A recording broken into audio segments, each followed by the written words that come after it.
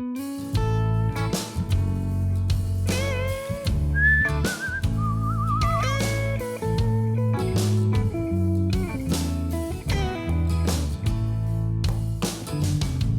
these Biloxi blues, it happens every night. Every And night. I ain't never met a riverboat dealer that could ever be a friend of mine.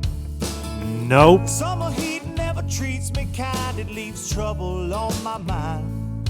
So I'm bidding farewell, putting in my notice, and I'll see you at another time. Sure. This highway does not know my name, and I don't care. Nope. I don't care. Heading my way for another place, and I got 3 good tires and a spare. Right to the hook, right? Isn't it? Just a white line gypsy getting out of Mississippi with just enough gas to get there. Low budget live, not so live, from the Low Budget Live Bar and Grill here in beautiful southern middle Tennessee. And ho, ho, ho, you bunch of low-lifers. We're there. We're there. We are staring right down the barrel of Santa Claus's gun right now. Here it comes. And this is your final warning. Here, let me find some dramatic music. Hang on a second.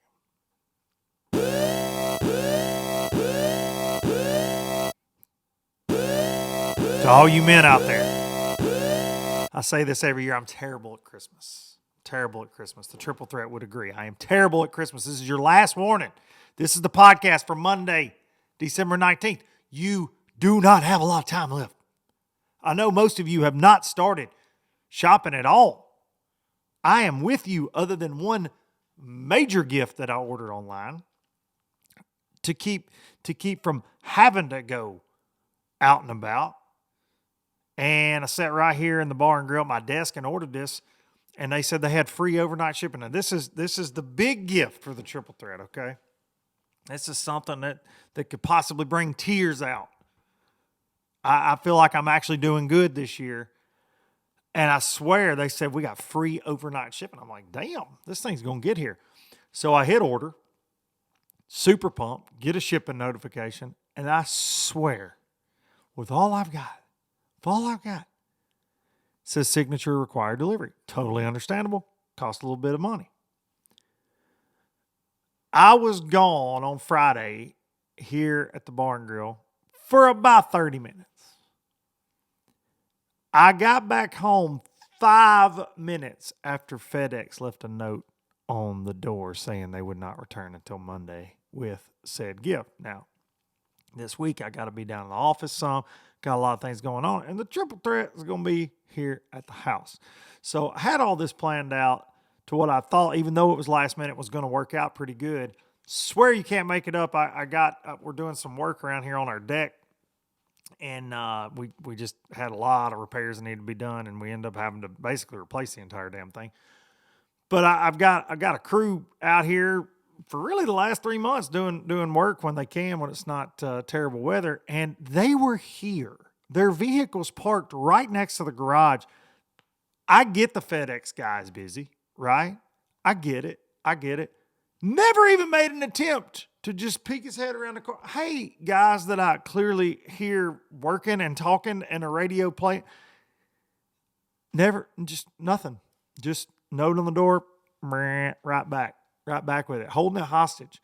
So if Christmas is ruined, by me not being prepared, okay, and having to get a gift overnighted, but if it's ruined because FedEx and their signature needed, I don't know. I may just go to the headquarters in Memphis and I don't know. I don't know what I might do.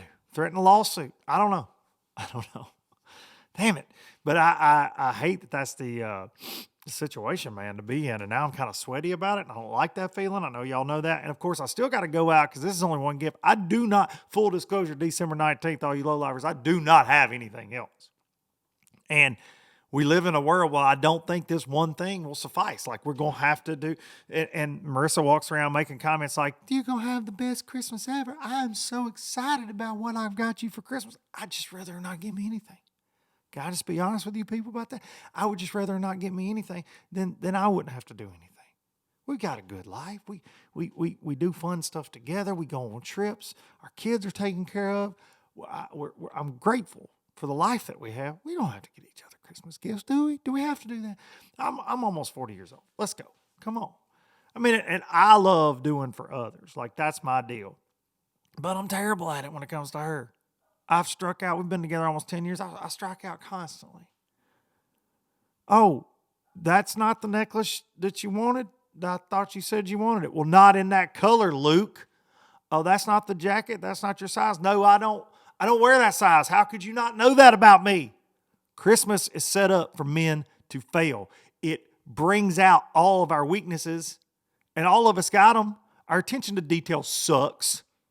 We're always like, yeah, we'll do that tomorrow. And then tomorrow shows up like, yeah, we'll do that the next day. And we never do it. We never do it. And then now in this age of social media, you got some old boy that his wife's the breadwinner. He stays at home. He's cooking supper every night. He's getting the kids to and from soccer practice. And then he's posting his little videos of these amazing gifts he gets his wife. Makes us all look terrible. And everybody's always comparing, they scrolling that feed. It's bad, man. It's bad. And yeah, I'm terrible. I'm pretty good when it comes to the kids. I feel like I know my audience when it comes to the kids and what they're either into or something that I would have thought was cool. So I'm really good at that part of it. But with Marissa, I struggle, and I know so many of y'all. I talk about this every year, and I'll talk about it every year that I do this podcast. When Christmas arrives on our doorstep, I'll talk about this every year. So good luck to y'all. Good luck to y'all. It is, again, it's your final warning. It's your final warning right there. Speaking of Christmas, something I want to throw out there to all you low-lifers. Next Monday's podcast, that's when a lot of folks will observe Christmas work-wise. I'm not going to put one out. I may be doing a best of, but for the first time, just kind of how all the dates fell and everything. I don't want to bug people to record an episode this week. A lot of people have family stuff going on. And so I've got a really good one for you today. And this is going to be my Christmas gift to you. Fantastic guest I cannot wait to talk to that I've never had on the podcast. I have had him on a Boats and Pros. He is someone that I think the world of, and I can't wait to chop it up with him today. Might do a best of. Not sure what my week looks like. If I'll have time to do that, those take a lot of time. But we've got so many episodes now. I do think it would be fun to go back and grab some of those old ones and see what I could come up with for a little bit of best of for y'all. But I know some of y'all have to work that Monday. A lot of y'all, I get that, and I appreciate the messages that hey, look forward to LBL every Monday. But since late 2019, I have not missed a week that I know of. I might have missed a Monday. We might have had some Tuesday uploads, but I have not missed. I've not missed a week. So my plan right now is either a best of, or I'll be off work that week in between Christmas and New Year's to pop in and do a live. Actually, do a live that week. So I think that would be a lot of fun too. So y'all kind of hit me in the comments of what you want, a best of or an actual live, and get somebody on the live to have some good times with us there. I think that's what I would rather do than a best of. But you low-lifers can speak to that, what you want to do there. All right? I appreciate y'all, though. I just, with the timing of Christmas this year, I'm like, you know what? I normally record somewhere between Friday and Sunday a lot of times. There's just a lot going on, and I want to spend some time with my family. It's much needed. And so no episode coming up on what would be the 26th, the day after Christmas. All right? Okay, let's thank these sponsors real quick. StarTron, kicking ethanol in the teeth, in your chainsaw, in your weed eater, in your lawnmower. Most importantly, in that outboard engine, you do not want to let your boat and motor sit in the garage like mine's doing right now for longer than 2 weeks at a time, if you have ethanol in your fuel, you're going to want to put a dab of Startron in that tank before you store it, before you go deer hunting, before you go ice fishing, whatever it is you're doing that's keeping you, maybe your lake is frozen, whatever's keeping that boat stored for longer than 2 weeks, get you some Startron. It's available a lot of places. You have no excuses. Do not let ethanol ruin a great day on the water. Get you some Startron. Kick it in the teeth. We appreciate the folks from Startron bringing you LBL for many, many, many, many, many moons now. Pro Guide batteries, charging your life. I don't know if that's it. Did I just make up a you're welcome? They probably have a slogan, and that's probably like somebody else, some other Jimmy John's lithium garage company slogan. Charging your life. Pro Guide batteries. I am running the 31 series AGM cranking battery. I ran that as trolling batteries. I ran 4 of those in the old X21 last year until the lithiums came out, and then I switched to lithium on the trolling side. Still running the lithiums. Absolutely blown away by those batteries. They're fantastic. You can check them out. ProGuideBatteries.com. Use code LBL10 to get you a little break and let them know you are a low-lifer. Baitworks.com, bait-works.com. They got their 12 days of Fishmas going on right now. They've had some insane deals. They're all sold out. I see on some River to Sea deals that they have, but they got buy 2 A-rigs, get 2 A-rigs free. Buy 2 spinner baits, get 3 free. That's actually a really good deal because I feel like I have to buy, Justin Atkins and I talk about this all the time. I have to buy new spinnerbaits every time I go fishing because they just suck. They just either the wire gets bent, something always happens. So I just feel like every time I'm going fishing and I think a spinnerbait could be involved, I just go buy a bunch of new ones every time. Justin says he feels like that too. Every time that could be a spinnerbait a spinnerbait happening. But of course they've got all the brands you want on there. Rapala, buy 2, get 2 free. Zoom, buy 2, get 2 free. Strike King, buy 2, get 2 free. Yum and True Bass swim baits, buy 2, get 2 free. Those are great. Dude, that new Scottsboro, check these out. The new Scottsboro tackle company, Yum little swimmers, they like them. I've caught a good many smallmouth on those things this fall, in particular, like that 3.5 inch size. Man, but they swim really good. They're really soft, quality swim baits. Somebody put me on, and that little Yum forward facing, the little sonar minnow, man, that thing on a scrounger. I've caught a lot of fish on this fall too. But you can use code Duncan-10 at bait-works.com to get you a break. Go check out the 12 days of Fishmas. All right, last but not least, hang the banner right here over my shoulder. Express Boats, the Bassmaster Classic winning high-performance 21-foot beast of an aluminum bass boat. 250 Yamaha show on the back, C-deck bow to stern. I got my Garmin's on there. It's a beast. I've got a new video about to drop on the rod storage. I made a post this week about rods in particular, and it got me thinking. I'm truly blown away at how many you can get in there. So I'm going to do a little video on that. Try to get that out this week as well, or soon. And constantly trying to do more and more walkthroughs, get those coming to y'all. Because I feel like on social media, everybody always says, I've been getting a lot of questions. I legitimately get questions and about different things about the Express X21. Of course, a 96-inch beam, an amazing hole shot, takes rough water great, more tackle storage than a man needs. Go check one out. If you've never ridden in one, I promise you will be blown away. Express Boats, building excitement since 1966. Maybe Santa will bring you one. Maybe Santa will put a big old bow on one right in the yard. All right, I'm going to text our guest real quick.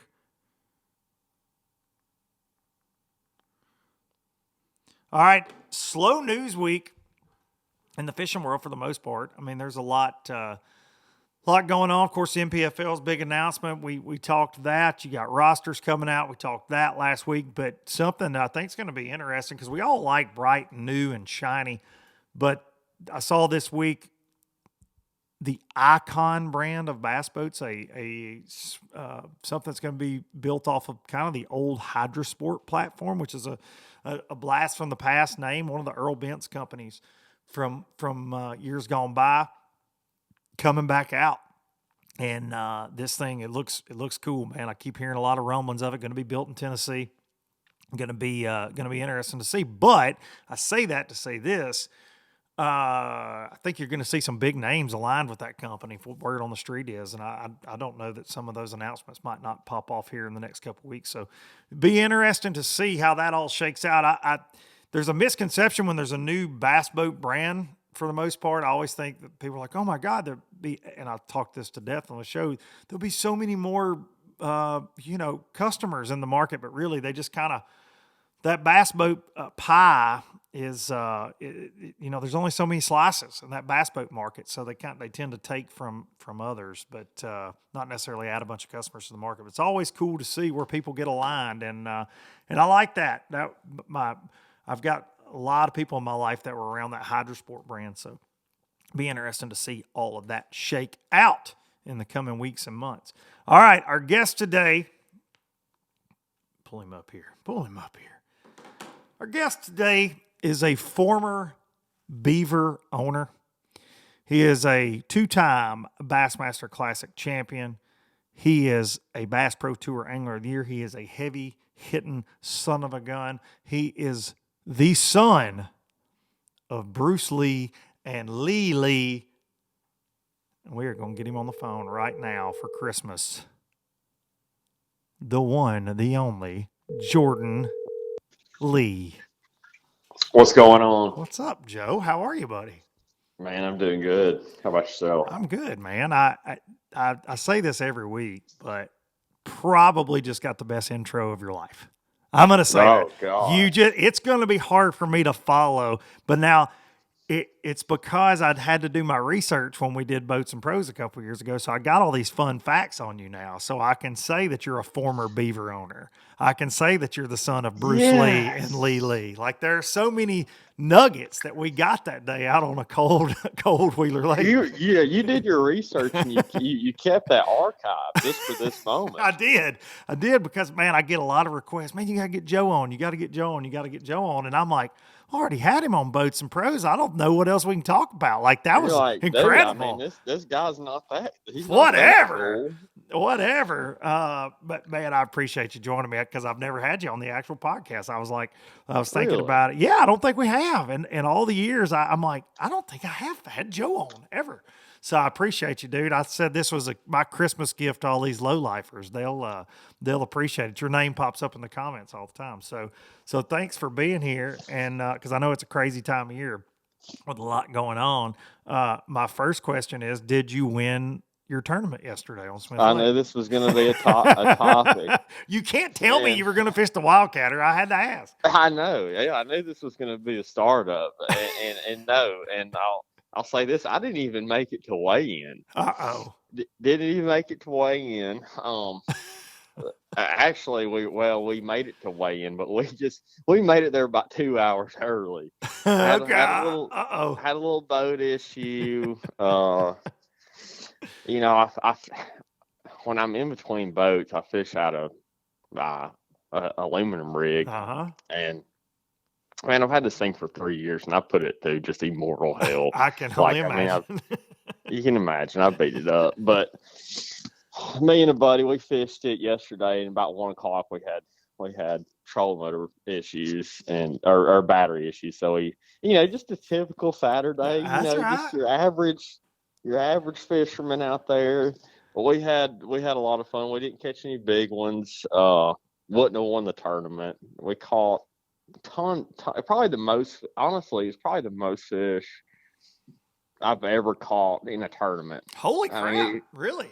It was that we caught that many, and it was for the lowest weight possible.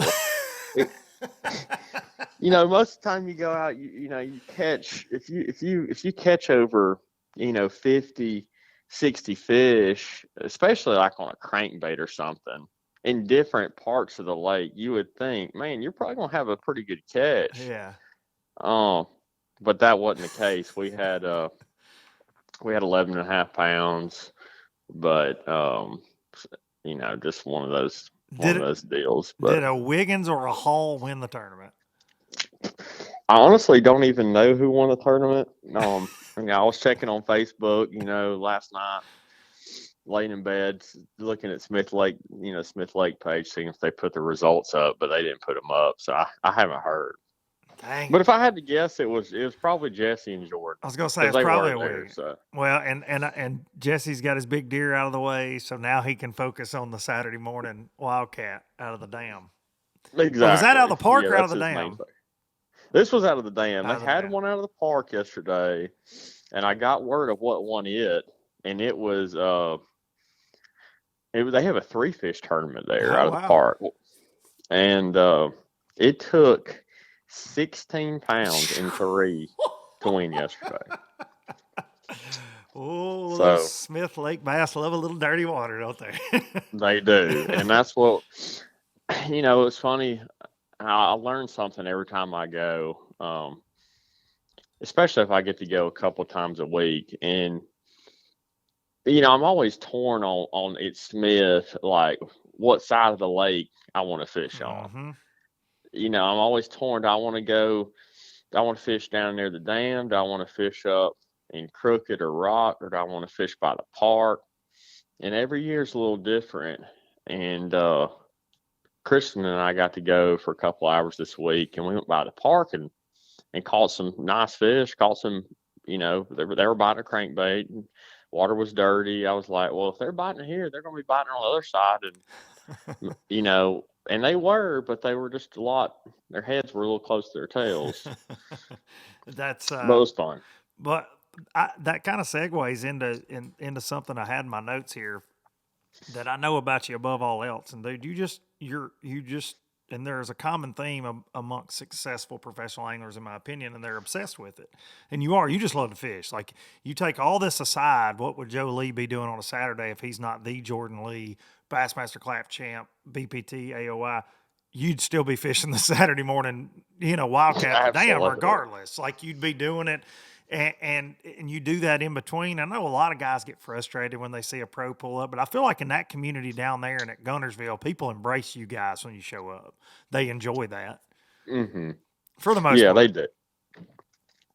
Yeah, for the most part. I mean, I don't, I don't know a lot of these guys personally. I know a few of them, but they, like you said, yeah, they embrace it. And I have a couple even smaller lakes that are around the house that are, John boat lakes pretty much. And, I'll show up to one of those and I mean, yeah, they're used to me being there. I mean, some of those guys I've seen since I was a kid, I mean, fishing there, they're still fishing there, Mm-hmm. 15, 20 years later.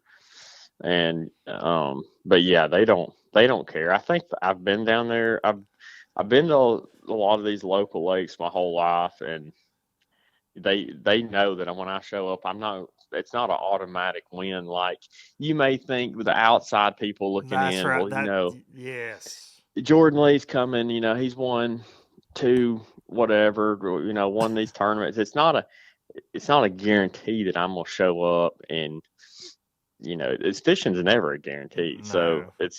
and I lose a lot more than I win, but that's one of the reasons I love about what I love about it. And bass don't care, right? They don't care about a resume. That's No. the misconception is people think, oh my gosh, this guy's a phenom. But dude, you're not on Smith every day. Like, some of the locals you fish against, they fish the lake a lot more than you do now because you travel around, you've got sponsor obligations. That's always the biggest misconception when a guy starts fishing Mm-hmm. nationally and then wants to come fish at home when he's at home. Now, do you know the juice? Absolutely. Are you a fantastic angler? But you're right. It's not necessarily a guarantee. I always get real frustrated to hear guys get mad. That's what I'm enjoying about like those ABT 100s is that K allows that. And you've got this mix of pros and stud locals in that 100 boat field. Mm-hmm. It's a blast, man. And I saw you're on the roster for that next year. Yeah, that's gonna be fun. Yeah, I got to fish 2 of them a couple years ago. Going to get to fish 2 this year. Those are fun, and I mean, I just love the competition, no matter what it is. And so, I think, going back, just like we were talking about the lakes, and you go down there against a bunch of locals. I feel like when you go down there for a bigger tournament, whether it's an open or even a elite or a BPT tournament, I think your advantage just goes way up on certain lakes, and just because how unique they are. But when you go down there for a Saturday morning tournament, that advantage is out the door because them guys know it too. So, That's right. but it's That's fun. Oh, it's a blast, man. And I just see you doing that so much. Do you struggle, or did you struggle? I guess I should say, in the beginning with the business side of everything, because you are just so fishing focused. And I know you've done very well business wise. You've got a great sponsor portfolio. But was that ever frustrating for you, or is it frustrating still, the business side of it at times?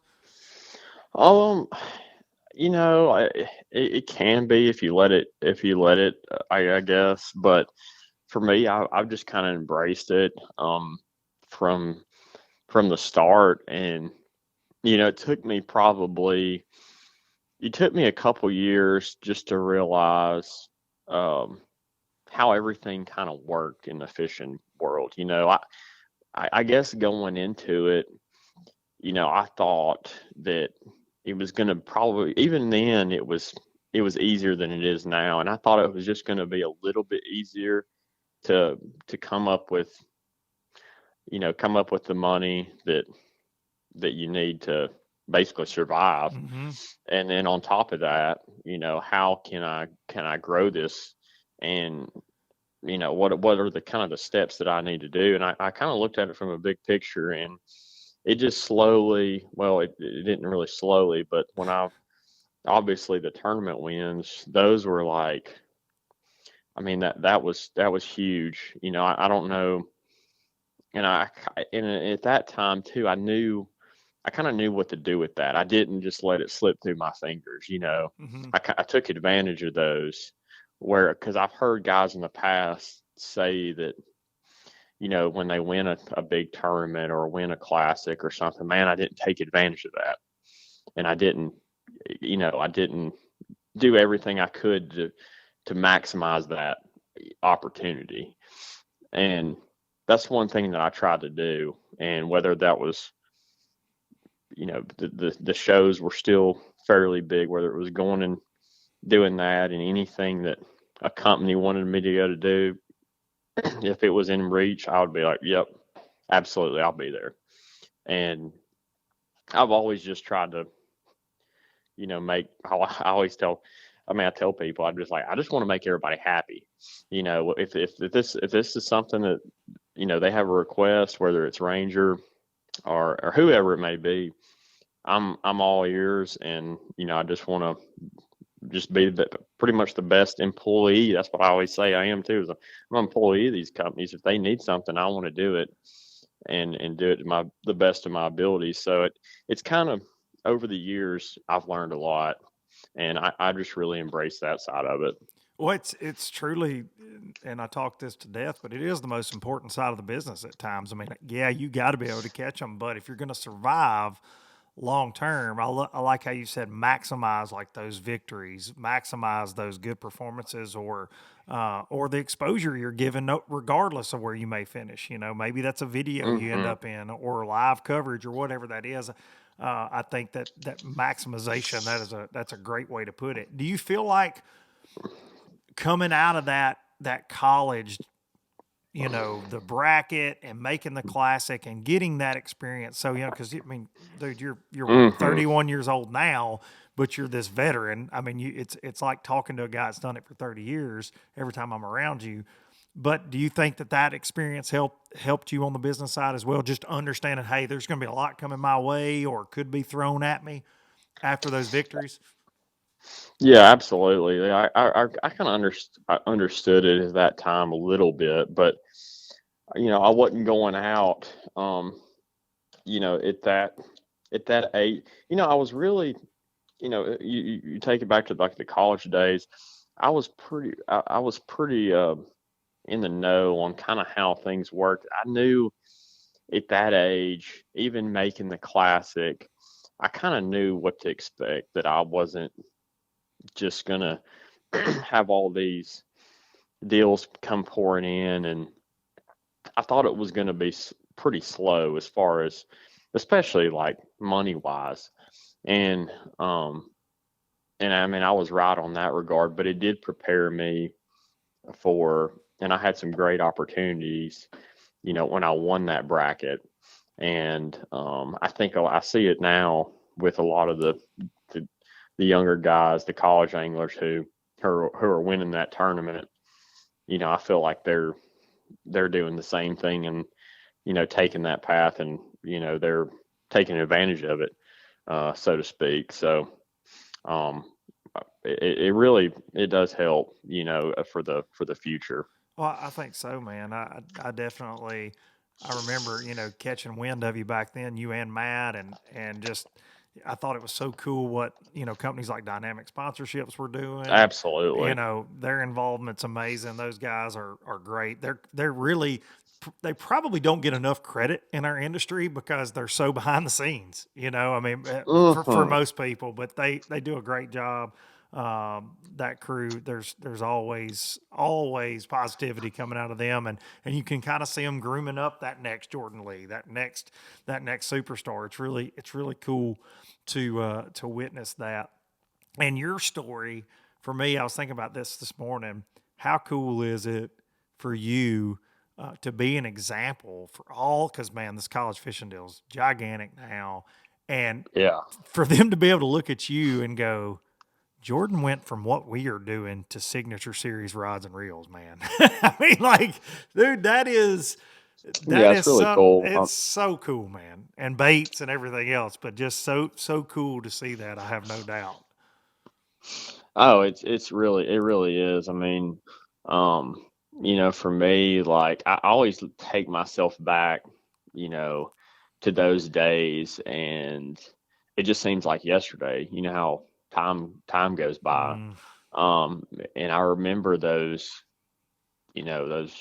college days and getting right out of college and just the excitement that I had to try to you know, make my way in the fishing world, and that was probably some of the most. I mean, that was some of the most fun times too, and the most stressful times. But you at that stress? age, you don't. Well, at that age, I honestly, I hate to didn't have interrupt, any. but I was going to say Jordan Lee stressed about something. Hang on a second. It, Let's back up. it, yeah, at that age, probably I didn't have as much stress as I do now. And it's never been about the fishing. I never really got stressed about the fishing. But when Yeah, you get older, now you have different responsibilities. But that's then, yeah, yeah. you're right. I Yeah, didn't have any I stress was going to then, say buddy. You're Jordan right. Lee is not a stressed out guy No, about no, 5 years ago. no, and that hadn't changed either. That's probably not a good word. You're right. You caught me Yeah, on I that got one. you on that one. I'm like, come on, Joe. Yeah, yeah, but man, those were fun times, and I mean, you don't really know it until it's already passed. But trying to make your way, and sometimes that's the fun part looking back. Um, and just to see how it all ends up. It's just kind of almost a story, but I've had some good times for sure. Well, and the story is far from over too. That's what's so amazing about a guy like you. And I think that we talked about that on that Boats and Pros episode. That when I was doing my research for it a little bit, and of course knowing you well and knowing what you do, it's just and your record. But when you start looking at the numbers and you start looking at your earnings and how quick you got to $1 million in earnings and how quick you kind of just blew the doors off of the pro fishing world when you came in, uh, there's so much more to be accomplished, and that's and I know you'll never be satisfied until you've just won everything about 9 times, and Yeah. then I don't know that you will be.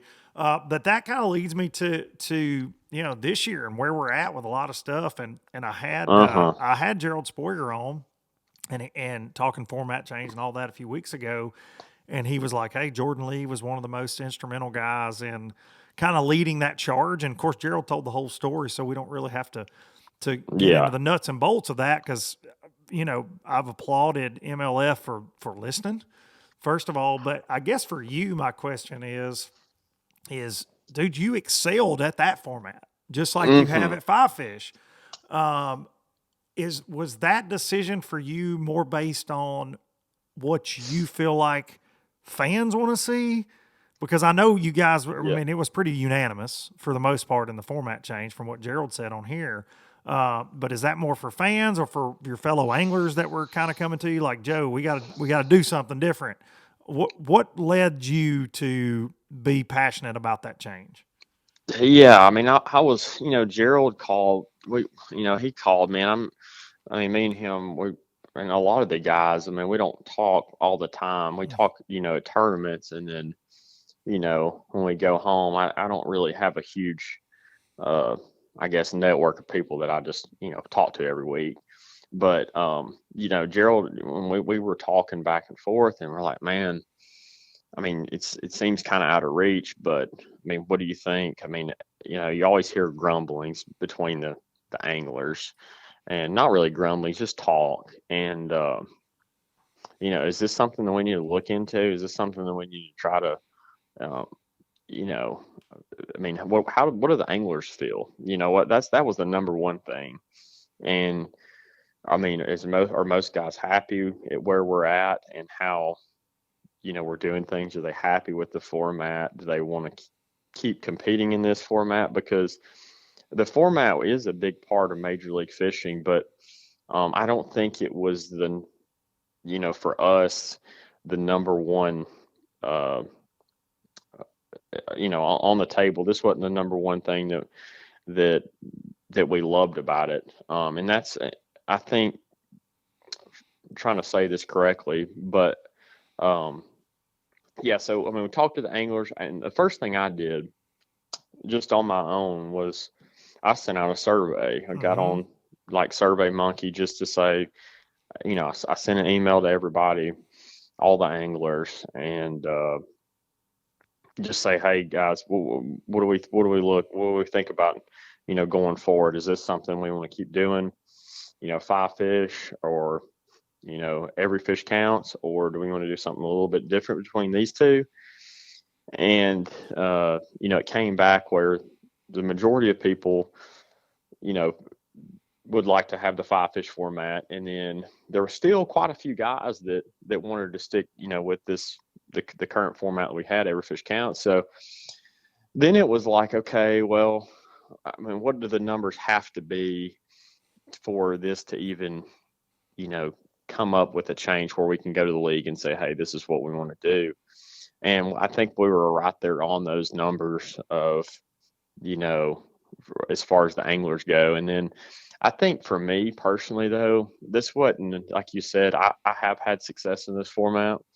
And I think it'll be hard for me. Every year I go into a year and I'm like, man, it'll be hard to top last year. And some years, I've had one or two, I say subpar years for myself, but there's always that for me going into the next year. There's always some sort of it's excitement.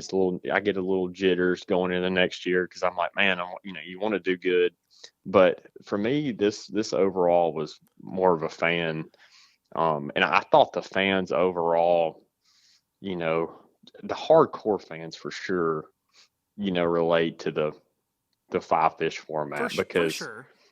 that's what everybody competes in, and the number one thing that even some, like what Boyd and a lot of guys agreed with was, we don't have this technology that where the tournament anglers can compete in our format. And that's from day one they thought they could get this out pretty quick, whether it may be a scale or whatever it could be, where people could try to compete in this format, but it just hadn't happened yet. So I think from the fan standpoint and from the angler standpoint, it just kind of made sense. And I'm a little surprised that we from a league got it done this quick, but I am excited about it. And I'm just excited to see where it goes. I don't really know what to expect going into next year, but I'm hoping for a positive feedback, and I hope it's going to be exciting. Well, So I think between the format change and I think that your schedule is just ridiculous. You guys got a really good schedule next year. I think it's going to be a lot of fun Yeah. to watch. And look, of any criticisms I've ever had of MLF, the format was never one. I see the pissing and moaning on the internet. I see what people say about the format at times, but I also think that you can have three people that are very loud that make it sound like 300 at times too, right? You know what I'm saying? Yeah. Like you get That's that how a it lot. always is. And they're probably still watching, whether they say, I will never watch this crap. They're still watching because there's some amazing anglers doing amazing things. So I don't think that, or they're at least, this is what I say about the show. I've got people that don't like my perspective on things, but they still come by and comment something negative. I'm like, well, you're watching. Like, why are you peeking through Yeah, the that's blind? Like, right. what are you That's doing right. here? So I feel like MLF, there's a lot of that. But look, man, I think that it takes a big person, in my opinion, to go, hey, we might have got this wrong. You know what I mean? Because Yeah. to me, it was a very risky move because they have that format is their deal. That is their deal, you know? So I think the catch, weigh, release part of it, though, still being able to do that. And I think what this does to us five fish wise is I think this all the time when I'm broadcasting MPFLs. I really do wish there was a way, because I think we're at a time now where it's kind of archaic that the anglers in the boats don't know what the other guys have, or they're not allowed to know that. I know Right. why we do it to a certain extent in all the other leagues, but I still think that added little bit of information, like, oh crap, I better get on my horse, or oh crap, watching the wheels spin out when somebody goes, well, Joe just caught an 8 and a 7 back to back, I'm screwed. You know, I like that drama, and I Yeah. think in the five fish format, it's going to be fun to watch that take place. And I like the fact that with five on certain fisheries, there will be guys that are never out of it, for sure. Yeah. You know, a guy can't run off with 100 pounds and leave the dude in 20th behind. So I think it's pretty cool. Do you think, and this is a loaded question, Jolie, but Yeah, I like it. you like it, but no, do you think the names at the top of the leaderboard will change? I think, to an extent, yes. And I mean, that's a two-part question. I think yes and no. Obviously, I don't think Wheeler Yeah, and come on, man. Canal, that would be stupid for me to say that that's going to change, because listen, Yeah, this get out year of it here. was like, this tournament, this one doesn't really set up for him. It's going to be a five fish tournament. No, he's at the top, and it's just every tournament you're just waiting for him just to have a mediocre. I mean, just like a Like a 30th. yeah, just like a 15th or a 20th. It just middle of the pack where it never happens. You're like, well, so it would be dumb for me to say that, but I mean, I think it's going to change a little bit, because you're going to see guys that typically, I mean, the format, it is hard to keep up throughout a day. I think that's the number one thing that I've fished for 4 years, and I've noticed that, man, if you just have a slow couple of hours, it just can change your tournament. And now I feel like different guys will probably excel even more than they have. And I think you're going to see a few guys rise to the top that may not have been, up there. So I think you will see some different names next year. I'm going to go out and say that. Yeah, I think you'll see some names win that haven't won on the Bass Pro Tour. I think with the five fish format, I think that'll be the case. But I think you will, like you said, it's two parts. I think the same people are going to continue to catch them as well, because they're just really good at catching freaking bass. And let's be honest, they did it in the five fish format before. So before everybody's Absolutely. that's like, oh, Jacob Wheeler's every fish counts legend. Let's look back just a little bit before that, guys. Exactly. Let's not get too carried away here. I've read those comments. They're just doing this because they're tired of Wheeler winning. I'm like, they'll be tired of him winning again next year too. And Jacob and we had some conversations, when this all was kind of coming to fruition, and I was, a lot of people, you do see those comments yeah. and this and that. You hear them, but yeah, that it's really that's never going to change. It's still going to happen, I think his last two. I mean, we could have this whole podcast on whether you could have him on, but the last two tournaments he fished, I don't know if he won them or came in second or third, but he was right there at the top in the Yeah. five fish major Oh event. yeah. So, Oh yeah. um, Yeah. Yeah, I'm gonna get it's I'm gonna gonna get happen. Wheeler on before next season for sure. But talk about, because you are the guy that keeps tabs on him, in my opinion. It's you guys kind of checking each other up, Yeah. chasing each other. It's a really cool dynamic to watch. What is y'all's relationship like on the water and off the water? I mean, I know you guys talk a good bit, but how Yeah. how does that look as fierce? Because he's like you. You guys are out for blood, and you want to beat Absolutely. him, and he wants to beat you. But talk about that relationship a little bit. Yeah. I mean, I think, our relationship is, I think we both have respect for each other, obviously, number one.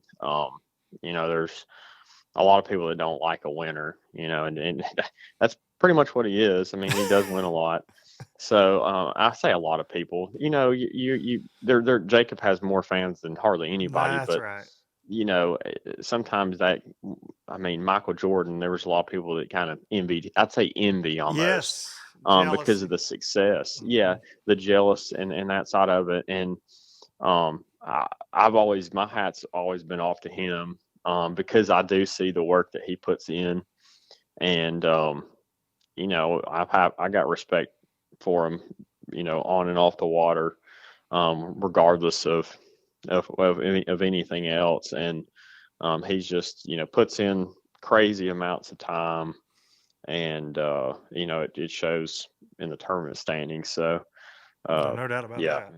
Is there yeah, anything about his game that has made you change anything about the Jordan Lee approach? Like as you guys duke it out for Angler of the Years and things, hmm is there something that you went in, say last year, all right, I want to get better at X because I think it'll help me compete on certain bodies of water. So is there something that you feel like you've gotten better at in the last couple of years?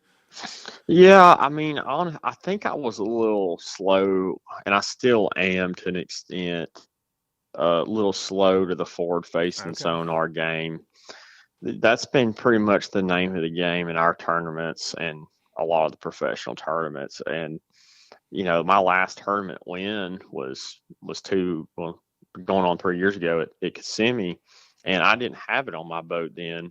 Lawrence, I've been with them since the get go. They didn't have that active target out yet, and a lot of the guys had the Panoptics and stuff like that. And so I think they kind of got a head start on it a little bit. And it took me, and I'm still trying to know exactly when I want to use it and when I just want to turn the thing off. I'm kind of like everybody else, but I don't go into an event. There's some guys that are just absolutely assassins with that, Yes. and that are next level. And he's one of those guys that are just. I mean, it's just next level how they can, use it. And I'm not always the most accurate with it as far as and my distance is off a little bit, and casting, and you got to make the right cast, and it's crazy how close you have to land it on them.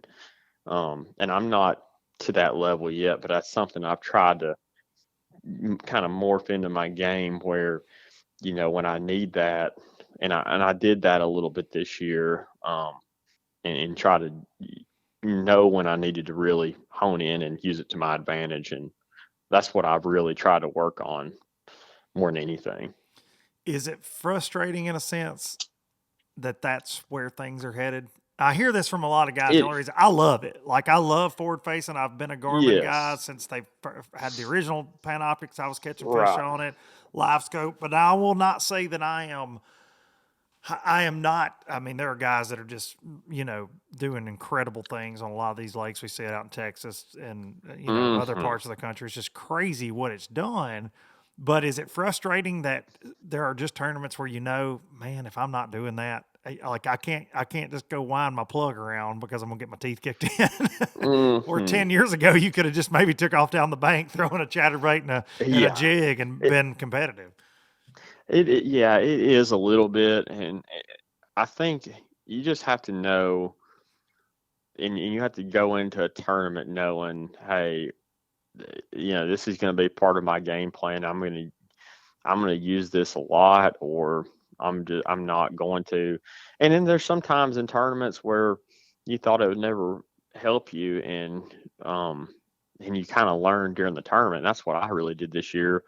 It was just I was just trying to pick up on a few things during the tournament with it and use it to my advantage, and I wasn't sitting there just staring at it, just jerking a jerk bait, trying to catch single fish or anything like that. But I was, maybe looking for, brush or, you know, whatever it may be, just see a fish randomly on it and, um, sitting by a tree and cast at it 4 or 5 times and ended up catching that fish. I mean, there's little things that, like that during competition days, but overall, I see this thing playing out where, it's just going to keep changing. And I think the fish are just going to, for the most part, if you're, in the southern region of the U.S., I think the fish are just going to keep getting smarter and smarter with it No doubt. and start hiding from it, I guess. I don't know. But I mean,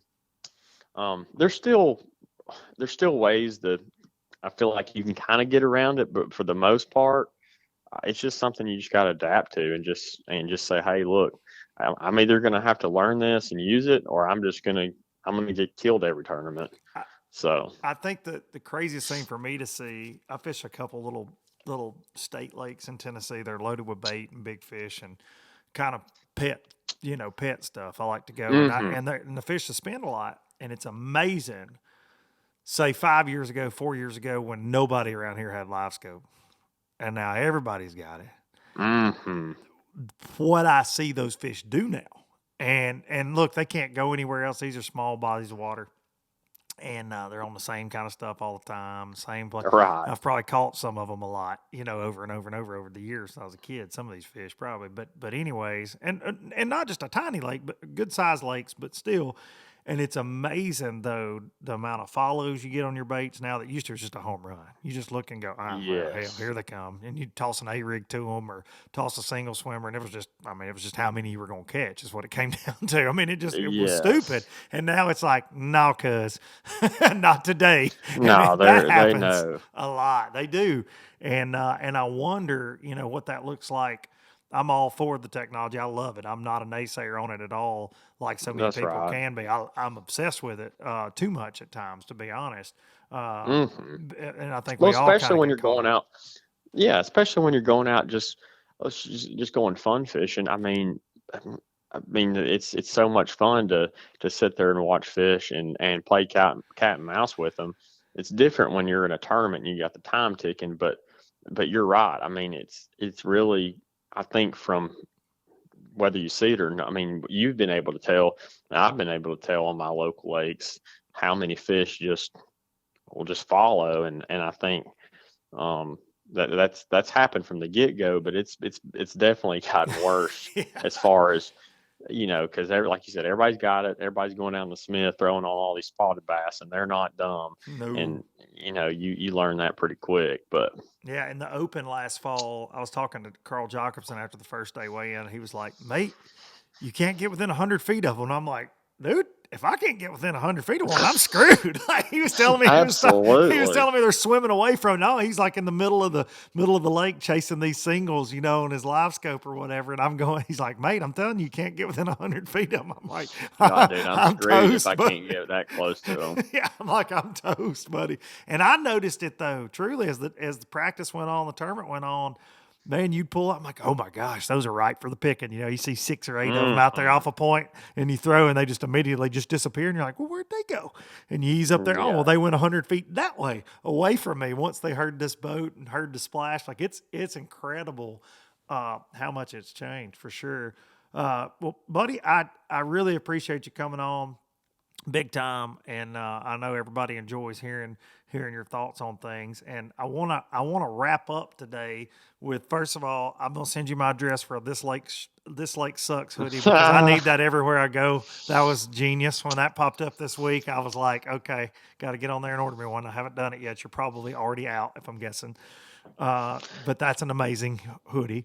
Yeah, I appreciate that. Yeah, that was really Kristen's idea. I can't take full credit because, I come in from a practice, or especially used to. It's gotten a little bit better because she knows I'm lying, but or she thinks I'm lying. But Thanks, I you are. come Yeah. in and have a tough day, and I'm like, oh, this place sucks. I mean, it really does. Like, I don't know why we're here, and go out and catch a few fish. And she's like, I thought it sucked. Oh, it did. I'm not lying. So, that's always and I fished a lot of tournaments, and I've said that a lot. So she thought it'd be kind of, Well, you know, it's everybody can relate perfect. to that. That's what I was gonna say. That's every tournament. This lake sucks, man. Pickwick and ABT 100 about 3 weeks ago. This place is terrible. It's fishing worse than it ever has. 24 pounds, 22 pounds, Yeah, 19, exactly. 19, 19. You're like, you bunch of lying sacks of crap. This lake don't suck at all. Yeah, every tournament, it Oh, never it fails. never fails, man. I love that this lake sucks. Dude, walk me through. So you are now known more than anything as Baker's dad. That's who you are now in Yeah, this that's world. right. What will Christmas be like this year? Is he starting to get more and more Oh, into it? yeah, yeah, man. He's his first birthday was in October, so he's Mm-hmm. he's about 14 months old, and so he's getting pretty active, to say the least. I had to go in a separate. Obviously, I had to lock myself away from him for this phone call, because it would have been destructive, to say the least, if he was running around in That's here. awesome. But it's going to be fun, and I mean, I've really enjoyed being a dad, and it's had its challenges. I'm not gonna lie. I mean, the first one especially. I mean, I applaud parents now, and dads, moms, whoever it is, especially when you have multiple, um, like yourself. I mean, it's crazy Buddy. to me, because I know how hard one is. I'm like, how do these people have, an army running through their house? It's chaos. It's got to It's be chaos. it is chaos. It's chaos, Vodka. and Vodka helps a lot. No. yeah, all kinds of over the You counter gotta have to drugs, stay and sedated, son. Especially when they get to the age mine are, because my youngest is 11 now, so I got him from 11 to 21 right now in the Brady Bunch that is the Duncan house, yeah, and it's just you just never know what in the hell's gonna happen around here, bud. you never know. Yeah, yeah. So I've been impressed by that. I think that's the number one thing I've taken from 'em. I'm like, how do these people do this? But they do. So They definitely there are a it's lot of good parents in the world, man. There's no doubt about that. hmm And it's the best. It's the best gig in the world too. That's a cliche thing everybody absolutely. tells you, but like, dude, I've seen your social media. I see. You can just tell it, man. You can watch and see, I love. and all my buddies being new dads, you and Justin, and then Atkins and Lucas. But it's just cool watching everybody. And I'm jealous too, because I don't have one. Like I said, I don't have a little bitty one anymore, and I Hmm miss those days. That's for sure. Yeah, I haven't taken it for granted, and I've tried to be here as much as I can, and help Kristen out, and just enjoy, and just watching them, change in a year. And not saying I enjoy changing the diapers every day, but it's part of it. It's what we do, and but it is fun, and it's just going to continue. As I've heard, it just gets better. So I'm excited about Does he have what's ahead. any interest in fishing at all? You get him out on the boat and he enjoy it, or Now, took him out, I think, I once mean, or he's little, I twice, know. and yeah, he's little. It's hard to contain him. So I mean, he wants to be moving a lot. So there hadn't been a lot of I have given him like a top water bait without the hooks on it, and he's just shoving it in his mouth. I'm like, that's not what we're supposed to do with this top water plug, buddy. But hey, whatever. And we're really into his favorite word's ball. So we've been Okay. playing a lot of he's been learning how to dunk a basketball in his little goal, and then kicking a soccer ball around. So all that fun stuff. Well, you So be it's been, sure to get him trained up. That way he can go to the University of Tennessee and play with some real athletes. there you go. There's your plug. I was waiting. I was waiting, damn it. I like it. You gotta have that moment. I mean, I wish I could say a lot of good things about Auburn this year, but as many of all the Auburn fans know that it's hadn't been one of them years, so we just shut up and sit in the corner. You'll be back. You got a winner down there now. It's going to be. I can't wait to see how that plays out. To be honest, with Coach Freeze.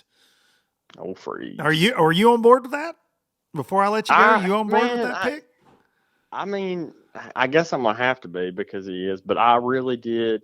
I'll say this before I'll let you go. The last half of our year, no matter it was kind of one of those cool things about sports. But I remember watching Cadillac when I was coming up and going to Auburn game and watching him and Ronnie Brown play. And to see him come in as a head coach and have like the influence he had was awesome. Like that was like probably one of the coolest things I've seen as an Auburn fan in a long time.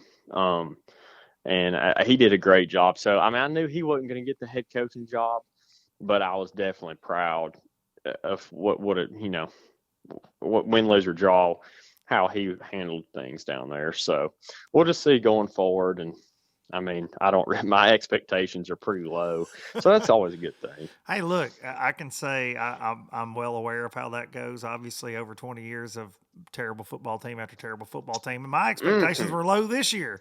And then we had just an absolute had a blast of hell the of a season. year. Yeah, just incredible. Absolutely. So we'll see. Next year could be right back in the dumpster. You never know with the SEC, man. But yeah, I have to get in some SEC jabs every now and then. Now, just tell Bruce Pearl to take it easy on us. Yeah, well, no, I'll just tell him take it easy on us because that damn Auburn basketball team's sneaky in the last few years too, man. They're good. They're fun to watch. Sneaky. Super we're sneaky. more of a basketball school now, which is sad, but so were we until this year. I know. And baseball and basketball. Jordan Lee, you are the man. I hope you guys have a fantastic Christmas, man. I appreciate you spending some time with us. Absolutely, man. You too. Hope your family has a good one, and y'all take care. And I appreciate you having me on as well. Thank you, buddy. Tell everybody I say hello. All right, buddy. All right, see you. Jordan Lee, everybody, the sauce right there. With Jordan Lee, brought to you by the W Sauce. This delicious nectar right here. You're going to be cooking a lot during the holidays. You better be. Get you some W Sauce, man. Chicken, pork chops. It's America's Worcestershire sauce. We just call it the W Sauce. Baron Burton's. Got the old regular, and then you got the Fireshire, got Veganshire. I got some deer meat marinating in it right now for some jerky on the Traeger. So, cannot wait. But pick you some up. You can get it online. It's everywhere. The W Sauce. We appreciate them bringing you all these fantastic guests. And Jordan Lee is one of those. Hope you enjoyed that as much as I did. Love me some Jordan Lee. He is wise beyond his years at 31 years old to think. Just wrap your head around that. What he's accomplished in this sport in such a short amount of time, man. Whew. It's really, when you read those stats, like I said, when I was prepping for Boats and Pros a couple years ago, or just today, looking over things, it really is. It's impressive. It's crazy. And then to see him and Wheeler just duking it out all the time is it's fun to watch. And next year with that 5 fish deal, it's going to be even more fun. So appreciate each and every one of you guys low-lifing with me, tuning in week in, week out, no matter how you get this, whether it's YouTube, whether it's audio platforms, right, in your ear holes. I appreciate y'all tuning in. That's my Christmas gift. I get to do this all the time. You folks are always amazing, and I will see y'all maybe next week live. No, not so live on the 26th. Hope every single one of you have a Merry Christmas. You get to spend it with the people that matter most to you. And I know Christmas can be a very hard time for a lot of folks out there. So, just try to spend it with somebody. That's the key.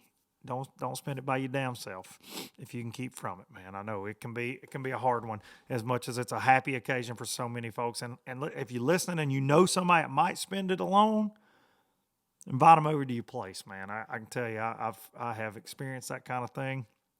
and it